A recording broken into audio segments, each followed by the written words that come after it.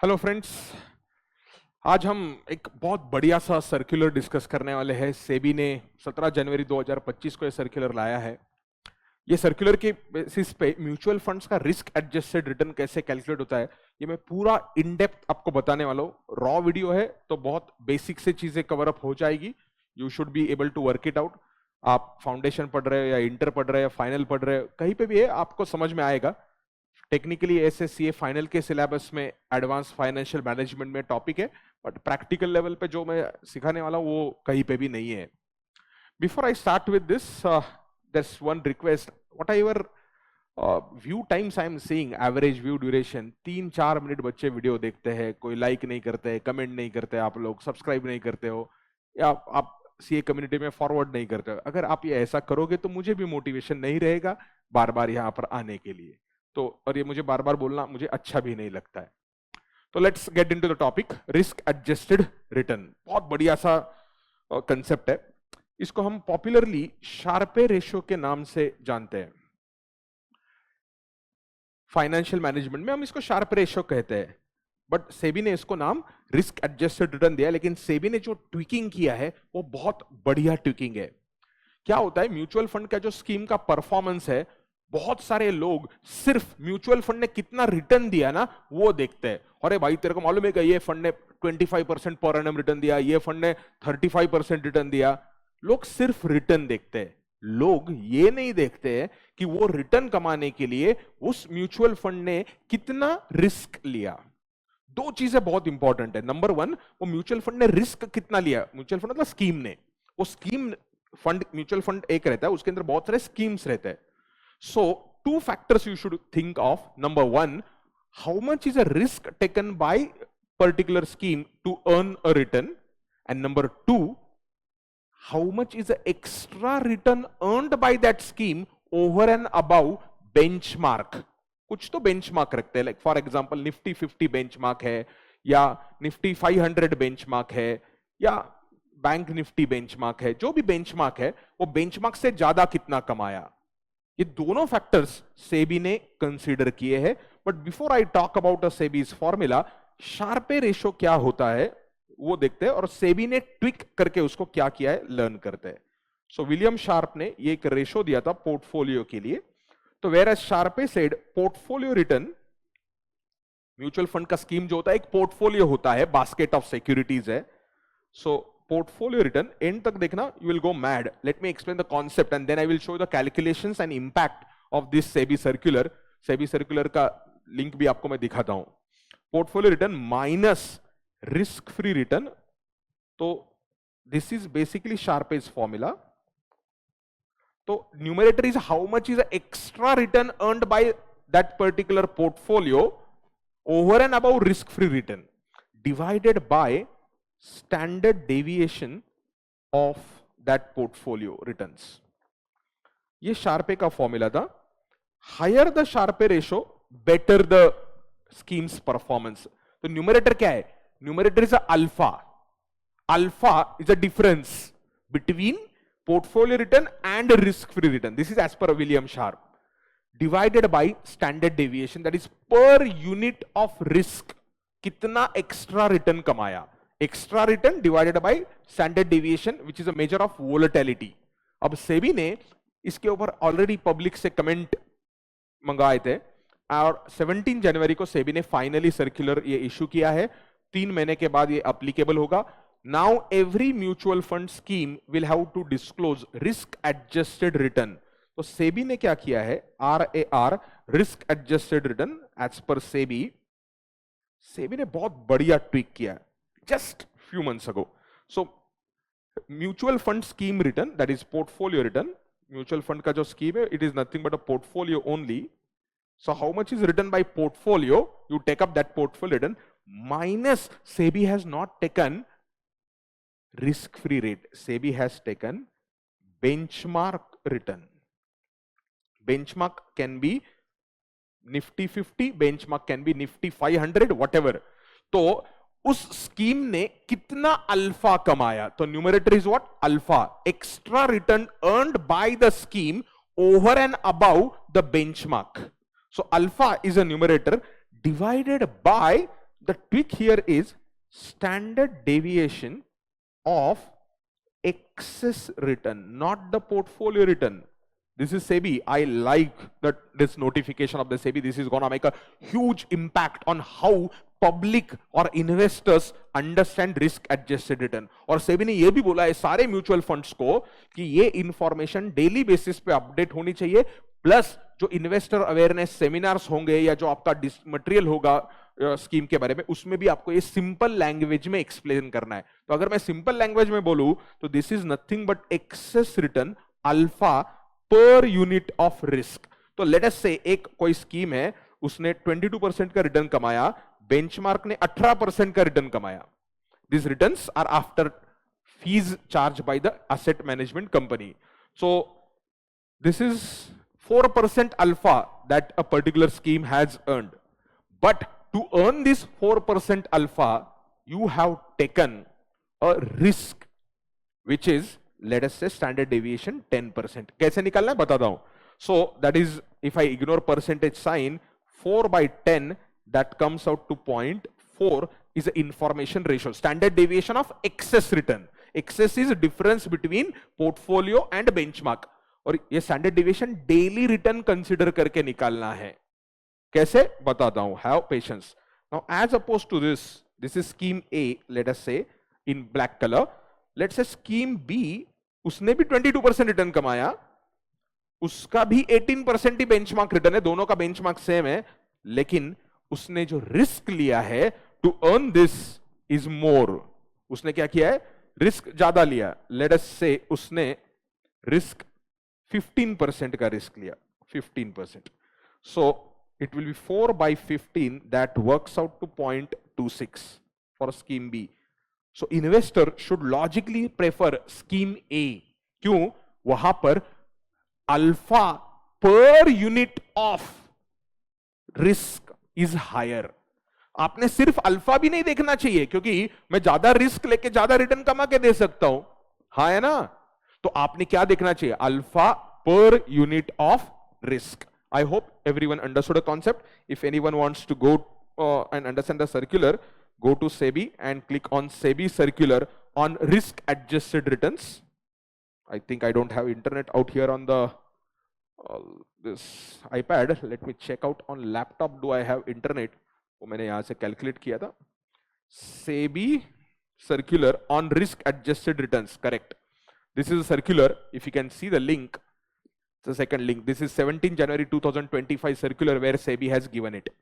Now let me explain how do we calculate it. ये हो गया थियरी, ये हो गया कंसेप्ट. आई होप आपको कंसेप्ट समझ में आया होगा. नीचे जाके कमेंट करिए, देखिए आपको कोई डाउट है तो मैं शायद रिप्लाई करूं. अब मैं क्या करता हूं, I am going to take now data of 2 mutual fund scheme, same category के. म्यूचुअल फंड स्कीम्स बहुत अलग अलग कैटेगरीज के होते हैं. सीए फाइनल में आप पढ़ोगे, आओगे तो. सो म्यूचुअल फंड स्कीम्स जो है, वैसे सीए फाइनल का नया बैच चालू होने वाला है 21 फरवरी से. सो म्यूचुअल फंड्स अलग अलग कैटेगरी होता है. लाइक एक कैटेगरी का मैं म्यूचुअल फंड स्कीम लेता हूं, flexi cap category. HDFC flexi cap एक फंड लेता हूं, और क्वांट म्यूचुअल फंड का फ्लेक्सी कैप कैटेगरी लेता हूं. बहुत सारे लोग क्वांट म्यूचुअल फंड कर रहे थे, तो देखते हैं अभी क्या है. तो दोनों म्यूचुअल फंड सेम कैटेगरी के लेता हूं, 2 अलग अलग असेट मैनेजमेंट कंपनीज के, और उनका डेटा हम जरा वर्कआउट करते हैं. अब ये एनएवीज होती है म्यूचुअल फंड की, वो एनएवीज, हिस्टोरिक एनएवी हम डाउनलोड करेंगे. हम क्या करते हैं, लास्ट 3 इयर्स का डेटा लेते हैं. डेली वैल्यूज लेना है, डेली वैल्यूज से ही आपको ये रिटर्न्स निकालना है. तो आई गो फॉर एडवाइजर खोज हिस्टोरिक एनएवी डाउनलोड. अगर आपको पूरा एनएवी चाहिए तो एडवाइजर खोज करके वेबसाइट है, वहां पे मिलता है. म्यूचुअल फंड के वेबसाइट से 1-1 साल का मिलता है. यहां पर थोड़ा एडवर्टीजमेंट मिलता है, लेकिन चलो डेटा देता है. So I went to advisor खोज and I check HDFC. यहाँ पे स्कीम नेम जो है ना, HDFC फ्लेक्सी कैप करता हूं मैं. HDFC flexi cap direct growth plan, and I take a data for the last 3 years. So till 21st 2022 से January. So till yesterday NAV is available. 21st January तक NAV available है. तो 22nd January 2022 से लेके 21st, I think that was Saturday, तो वहां पे नहीं मिलेगा. फ्राइडे से लेते हैं. 21st January 2022 to 21st January 2025. I click on submit. So ये NAVs आ गए. I click on download the result. Oh, it is asking me to sign in. I don't have account with it. है शायद account कभी किया है. Forgot password. Sign in with Google का option है. So let me go ahead and sign in with Google. Okay. I hope you are an investor. Okay. Submit. I not use this website, so just easy data मिलता है. तो I'll download the data of both the companies. Yes, it is downloaded. So HDFC FlexiCap का data download हो गया. Excel sheet में हम बाद में merge कर लेंगे. So these are raw videos. बच्चों यहाँ से ही आपका दिमाग develop होगा. As a student, you need to do basic thing and you should work out these on your own also. आपका ही फायदा होगा. यही तरीके से आपका brain develop होगा. और एंड तक देखोगे तो डेवलप होगा और मुझे मोटिवेशन मिलेगा. नहीं तो मैं नहीं आऊंगा. मैं यहाँ मतलब मुझे कोई पर्सनली बहुत ज्यादा फायदा नहीं है, बट आपको फायदा बहुत ज्यादा ये नॉलेज से. अनफॉर्चुनेटली हमारे कोर्स में एकेडमिक एक्सरसाइज है, उसको आप अप्लाई करना नहीं सीखोगे तो नुकसान आपका होगा. जाने दो. Quant mutual fund, Quant flexi cap लेते हैं. So Quant flexi cap direct, yes direct growth. ठीक है, उसका डेटा मैंने वही पीरियड का रखा. सबमिट किया मैंने. यहां पे डेटा NAVs अपडेट हो गई. I click on download the result. तो 2 फाइल्स डाउनलोड हो जाएगी. सो दोनों फाइल्स को हम मर्ज करेंगे, बट बिफोर दैट और एक डेटा लगेगा. दोनों का बेंचमार्क जो है उसका डेटा भी लेना पड़ेगा, बिकॉज हमें एक्सेस रिटर्न निकालना है.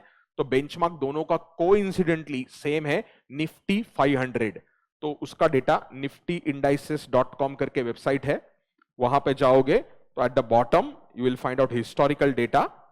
Historical data, let me search where is. हाँ, यहां पर हिस्टोरिकल डेटा है रिपोर्ट्स के अंदर. So I go to historical data. Now important, return index जो होता है, benchmark is a index. Index में प्राइस रिटर्न होता है और टोटल रिटर्न होता है. आप मेरे चैनल पे कहीं नीचे जाके देखोगे हाउ निफ्टी इज कैलकुलेटेड करके वीडियो मिलेगा आपको. तो वहां पे मैंने ये कंसेप्ट डिस्कस किया, price return and total return. Total return includes dividends.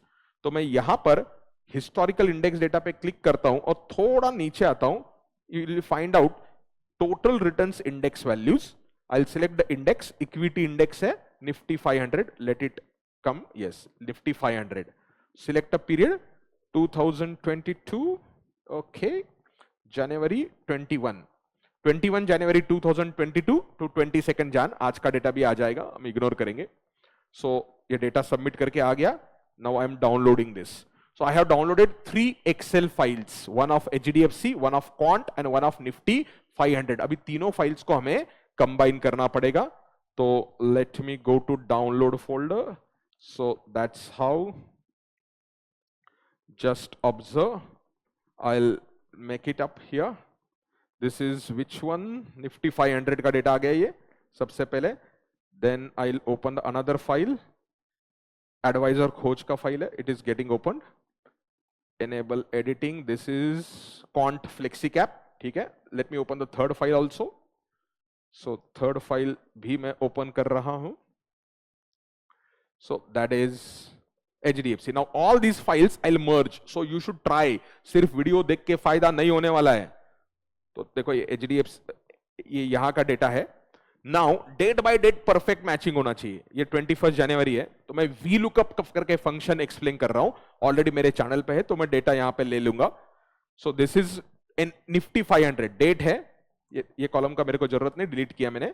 Nifty 500. These are not returns, these are the index values. I have to calculate a return.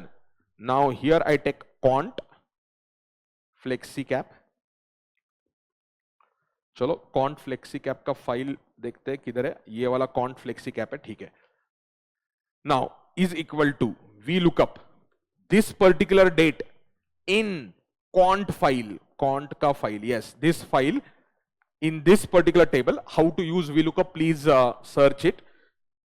Column 2.0. तो यहां पर 21 जनवरी उसको नहीं मिला क्योंकि डेट का फॉर्मेट अलग रहेगा शायद. 21 जनवरी 2025 है. So this data which I downloaded from Advisor Coach is not in DDMM. Date format में नहीं है, तो I will have to adjust that data. वो डेट फॉर्मेट में नहीं है, तो उसका फॉर्मेट चेंज करते. इसको सिलेक्ट करने का, डेटा में जाने का, टेक्स्ट टू कॉलम्स करके फीचर रहता है, डिलिमिटेड है. So I just, this is what you need to learn as a student. बच्चों, you will go mad if you learn. उसको डेट फॉर्मेट में मैंने किया. सो डेट फॉर्मेट में मैंने उसको एडजस्ट कर लिया. This is quant mutual fund. दूसरा जो था वो एचडीएफसी का है. ओहो, सॉरी, एचडीएफसी का था. ठीक है, इसको करते हैं पहले. This is HDFC. Just a sec. This is, again I am making a mistake. This is Quant, क्योंकि मैं अकेला रिकॉर्ड कर रहा हूं, आज बच्चे सामने नहीं है, बच्चे सुनते नहीं, तो आज मैंने किसी बच्चों को सामने रखा ही नहीं, उनका टाइम मैं क्यों वेस्ट करूं. So Quant. और ये दूसरा जो है एचडीएफसी का था. Just a second, I on a Quant file, here it goes. इसको मैं क्वांट लिखता हूं आगे, and I just delete these rows. इसका डेट फॉर्मेट में चेंज करता हूं, data, text to columns, delimited and DDMMYY, finish. ये क्वांट का फाइल आ गया. ओके, उसने वापस मिस्टेक किया कुछ, तो ऊपर का रो खाली था. ठीक है, वापस data, text to columns, delimited and I am picking this DMY, finish. हाँ, हो गया. This is quant data. Now let me push this here in the main file. वापस मैं VLOOKUP लगा रहा हूं. is equal to VLOOKUP this particular date into quant file, constant रखा मैंने, and second column से value pickup की, and then I had to just drag down the formula. So this is quant mutual fund की NAV आ गई, flexi cap वाली. फिर HDFC flexi cap लेता हूं यहां पर मैं, उसका डेटा लेता हूं, VLOOKUP this particular date into HDFC. देखने दो, ये क्वांट का है. दूसरा फाइल, ये भी क्वांट का आया, क्वांट का ही फाइल आ रहा है. एक सेकंड, एस्केप करके क्वांट का फाइल अभी बंद करता हूं. एक सेकंड, उसके पहले ना क्वांट का जो डेटा आ गया ना, उसमें से फॉर्मूला निकाल देता हूं मैं. Let me just check out. कहीं NA नहीं आया ना, मतलब वैल्यू सारी मिलनी चाहिए. एक दो जगह पे है NA. So there are some dates where Nifty 500 की वैल्यू अवेलेबल है, बट क्वांट की वैल्यू अवेलेबल नहीं है. whatever the reason, that could be holiday or some extra trading session that might have taken place, let it be. तो ये जो data है, मैंने पहले उसको फॉर्मूला निकाल देता हूं. पेस्ट स्पेशल बोलते हैं उसको. I have done the paste special. So now I will pull out the data of HDFC after I, हाँ, दिस इज HDFC. क्वांट का फाइल बंद करने दो मुझे. क्वांट का फाइल मैं बंद कर देता हूं. HDFC का डेटा अभी मेरे पास आएगा. This is HDFC flexi cap. So this is HDFC flexi cap आ गया. उसको मैंने डबल क्लिक करके नीचे कॉपी पेस्ट किया, उसको सिलेक्ट करके मैं पेस्ट स्पेशल कर रहा हूं. हो गया पेस्ट स्पेशल. अब इसमें NA कितना है देखते हैं. उसमें भी लॉजिकली NA रहेगा कहीं ना कहीं, तो यस. सो सेम वैल्यूज है, तो ये NA वैल्यूज को इग्नोर कर सकते हो आप, या I can just keep the same NAV as the previous day. 1 नवंबर देखते हैं उधर क्या हुआ है. 4 नवंबर, इट्स एक्चुअली अ मिस, क्या हो गया होगा भगवान जाने. व्हाटएवर, निफ्टी 500 का वैल्यू है, बट एडवाइजर खोज ने NAV नहीं दिया. That might have been holiday for a mutual funds. Trading stock exchange holiday and the mutual fund holiday might be different there. So we can just, जहां पर NA है ना, I will just pick up the value of the previous day. But let me arrange, sort the data on date wise. Alt DS मैंने sort किया date wise, oldest to newest. So सारा data sort हो गया. तो old data comes on the top. Let me freeze the panes also. And now जहां जहां NA है वहां वहां मैं ऊपर का वैल्यू लेता हूं. उसके लिए एक फंक्शन है एक्सेल के अंदर. I just select all of this. I click on F5 और NA को मुझे डिलीट करना पड़ेगा, पहले ब्लैंक करना पड़ेगा. So just a second, NA को मैं ब्लैंक करता हूं. एंड में जाके NAs को ना डिलीट करता हूं पहले. NA, all the NAs I will delete, and then I will say to the Excel, just take the NAV of the previous day, because I want to consider that value also. तो ये पूरा data मैं select करता हूं, F5 press करता हूं, special click करता हूं, then blanks होता है. So all those blanks will be selected. Then I press is equal to above value. So the day when I don't have NAV, I'm just picking the NAV of the previous day, and after this you have to hit Control Enter. So I hit Control Enter, तो previous day का NAV सब जगह पे automatically copy हो गया. And I'll just remove the formula again. वो दोनों मैंने select किए, Alt ESV space special हो गया. So this is first thing, arrange the data. देखो दिमाग कितना डेवलप होता है, अलग अलग सोर्सेस से डेटा कलेक्ट करो, उसको अरेंज करो. Now I'll go ahead with calculations of risk adjusted returns. ठीक है. Now this is rupees value, NAV in rupees index value out there. I have to calculate a standard deviation of return, daily returns. So what I will do, I will calculate a return of that benchmark. Benchmark is Nifty 500 TRI, total return index. So अब एक बार check कर लेते हैं sir, अब data सही आया ना. So let us go to Google again. HDFC Flexi Cap Fund, Google search करके उसका NAV कितना है चेक करते हैं आज का. HDFC Flexi Cap Fund NAV is 1956. अपने शीट में 1956 आया, correct. Let me search Quant Flexi Cap Scheme also. Quant का वेबसाइट का प्रेजेंटेशन बहुत घटिया है. 93.31, अपना 103 आया. क्यों भाई? So as on 21st January, एक second, Quant Flexi Cap Fund, ये रेगुलर प्लान रहेगा. डायरेक्ट प्लान देखते हैं. दिस इज, हमने डायरेक्ट प्लान लिया था. एक second, Quant Flexi Cap direct plan NAV, हाँ 104.77, that is what Google is showing. That is ठीक है, करेक्ट है. 103, there is a yesterday. Google पे जो दिख रहा होगा वो आज का रहेगा. मनी कंट्रोल पे जाके देखते हैं. 103.11. I am right. तो डेटा जो है एडवाइजर खुद से सही आया है. नाउ ये वैल्यूज क्या है? रुपीस की वैल्यू है. Now let us calculate daily return.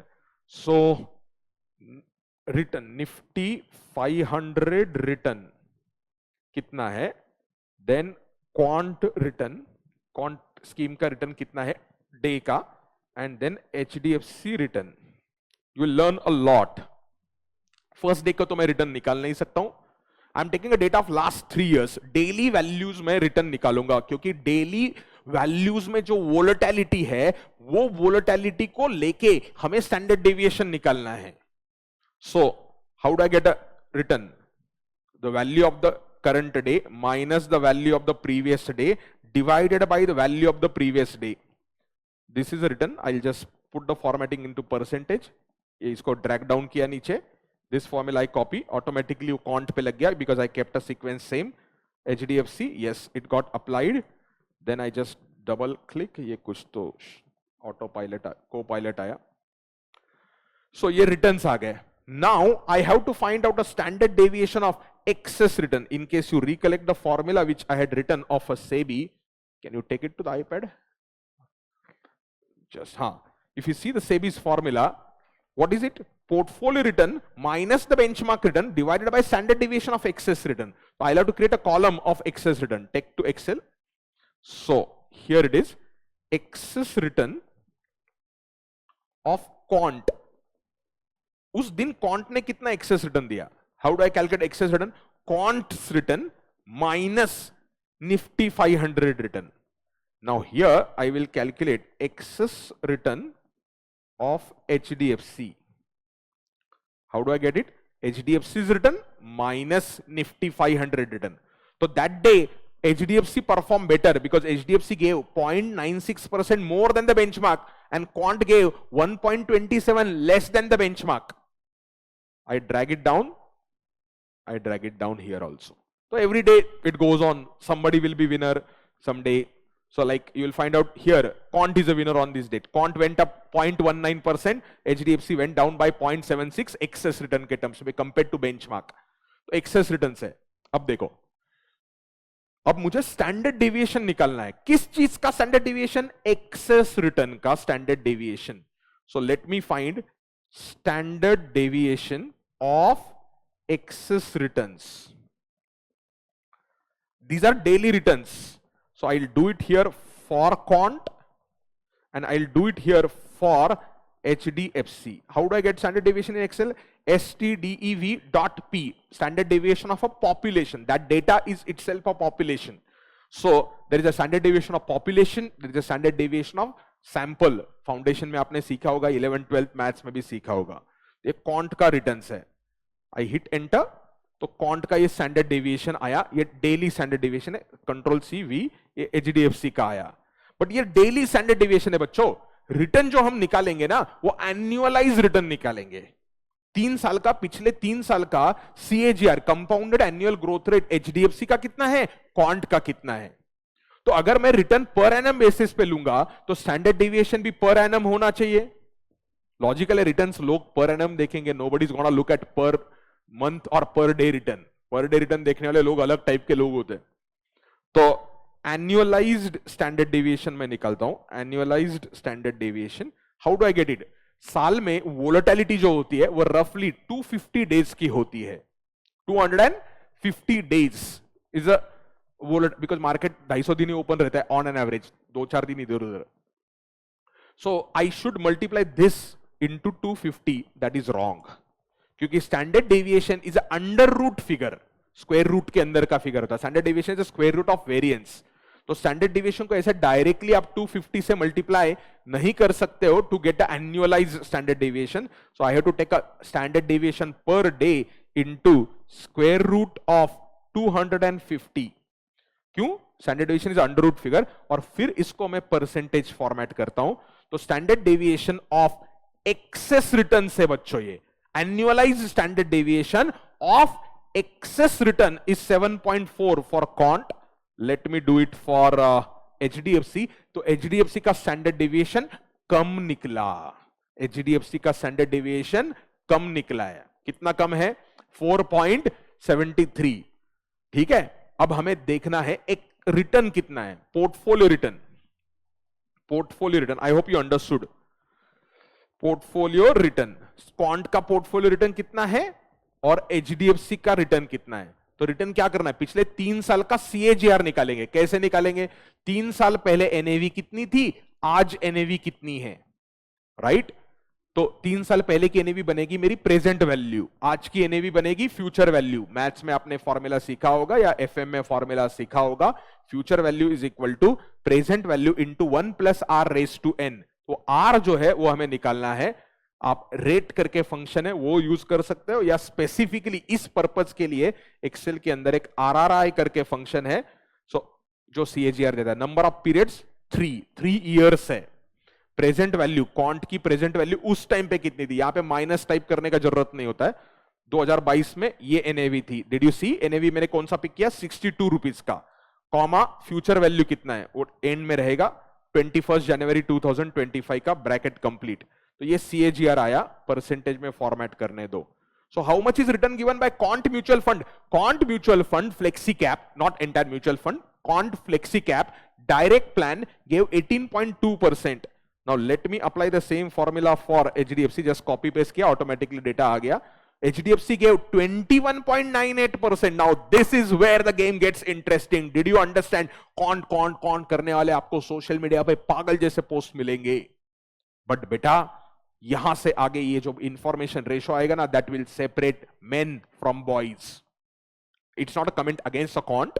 What I'm trying to tell you is, as an investor, you should be looking at not just the return, look at the risk, look at the volatility for earning that return. Return देखोगे तो मतलब भाई साहब तुम जब शादी करने जा रहे हो तो लड़का लड़की तुम सिर्फ शक्ल देख के चूज कर रहे हो. सिर्फ शक्ल देख के नहीं चूज करना चाहिए. शक्ल is one of the factor. बाकी बहुत सारे फैक्टर्स है, देखना चाहिए. एग्जाम्पल एनालॉजी गलत था बट सम कंसेप्ट हिट हो गया होगा. Don't look at the return, look at the risk. So यहां पे क्वांट ने क्या किया है, क्वांट ने रिटर्न भी कम दिया है और क्वांट ने रिस्क भी ज्यादा लिया है.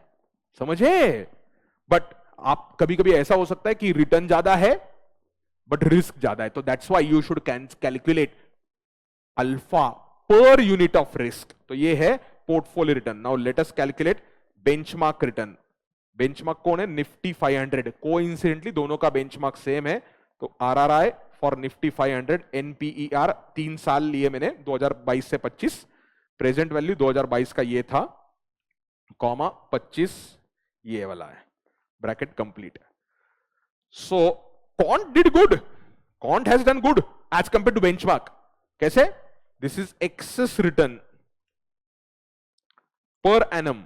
CAGR है ये, पर एनम रिटर्न था ये, क्योंकि नंबर ऑफ पीरियड्स मैंने 3 डाल दिए थे. आप मैथमेटिकली डाउनलोड करके ये कर सकते हो. शायद ये फाइल मैं अपलोड करता हूं नीचे, जिस आप you should try out on your own. The kind of feeling that you will get ना विल बी अमेजिंग. जन्नत. जो बच्चे एंड तक आके वीडियो देखेंगे. तो अब तुल कितना हो रहा है? तुल 30 मिनट हो गया. 30 मिनट आप यहां तक रुके हो तो आप महान हो. आप कुछ ही बच्चों में है जो यहां से इस कोर्स से आउटकम, बहुत बढ़िया आउटकम लेके आएंगे. तो एक्सेस रिटर्न पर एनम कितना है? Quant did good. It's not that Quant is bad. Quant earned 4.87% more per annum than the benchmark. But when I calculate the risk-adjusted return, oh, यहाँ पे benchmark should be same. Benchmark return should be 13.33 for HDFC also.